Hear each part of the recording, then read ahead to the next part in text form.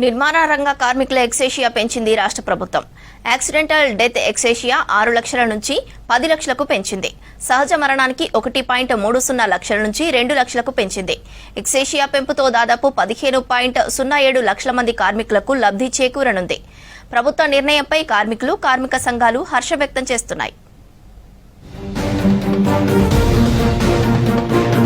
భవన నిర్మాణ రంగ కార్మికులకు ఇచ్చే ఎక్స్గ్రేషియా పెంచేందుకు ప్రభుత్వం నిర్ణయించింది.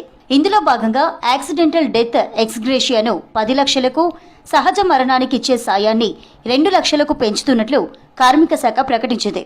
వివిధ నిర్మాణ పనులు చేస్తున్న వారు ప్రమాదవశాత్తు ప్రాణాలు కోల్పోతే వారి కుటుంబాలకు అండగా నిలిచేందుకు ఈ ఆర్థిక సాయాన్ని అందించనుంది. ఎక్స్గ్రేషియా పెంచాలని గత సర్కారు హయాంలో ఎన్నోసార్లు ఆందోళనలు చేసినా పట్టించుకోలేదని, కాంగ్రెస్ అధికారంలోకి వచ్చాక పరిహారాన్ని పెంచడం పట్ల కార్మికులు హర్షం వ్యక్తం చేస్తున్నారు.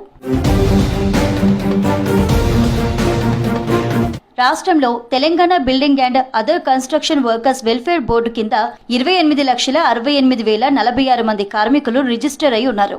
ఇందులో 60 ఏండ్ల లోపు 15,04,765 మంది ఉన్నారు. మొత్తం కార్మికుల్లో 16.42 లక్షల మంది కూలీలుండగా తాపీ మేస్త్రీలు 2,96,153 మంది, ఎలక్ట్రీషియన్లు 1,04,047, హెల్పర్లు 2,06,000